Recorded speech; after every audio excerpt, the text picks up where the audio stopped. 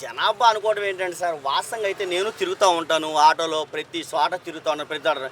ఎవరైనా సరే ఏంటంటే మాకు పథకం రాలేదు, మేమైతే క్షేమంగా లేము, మేమైతే జగన్మోహన్ రెడ్డి ఉన్నప్పుడే బాగుంది మా పాలన అని చెప్పిన వాళ్ళు నాకైతే 100% వాళ్ళే చెప్పారు సార్. ప్రజలే చెప్పారు నాకు. నేను ట్రావెల్ చేస్తూ ఉంటాను కదా, ప్రజలే చెప్పారు నాకు. ఒక్కళ్ళు కూడా మేము జగన్మోహన్ రెడ్డికి ఓటు వేయలేదని కూడా ఎవరు నాకు చెప్పలే ఇప్పటిదాకా నాకు. కూటమి ప్రభుత్వం మంచి ప్రభుత్వం అని చెప్తున్నారే. మంచి ప్రభుత్వం మన అదే సార్ నేను ఇచ్చింది. ఇప్పుడు నేను అదే అన్నా సార్, కూటమి ప్రభుత్వం మంచి ప్రభుత్వం వాళ్ళే స్టిక్కర్ ఇస్తున్నారు, సూపర్. మరి ఇంకోటి ఏంటంటే 1 ఇయర్ పాలన అని బోర్డులు కూడా పెట్టున్నారు, సూపర్, బాగుంది. అంటే నాకు ఇందులో ప్రశ్న ఏంటంటే, మా అబ్బాయిని ఎగ్జామ్ పంపించాను సార్. నేను ఎగ్జామ్ రాశాడు స్కూల్లో, మార్కులు కూడా ఆయనే వేసుకున్నాడు.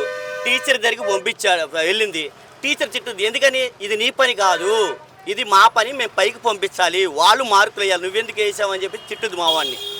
మరి అదే కదా సార్, మరి ప్రజలు మంచి ప్రభుత్వం అనేది మేము మార్కులు వేయాలి, మంచి పరిపాలన అనేది మేము చూడాలి. వాళ్ళు ఎలా వేసుకున్నారు సార్ మార్కులు? అది తప్పు కదా సార్, అది కరెక్ట్ కాదు అది.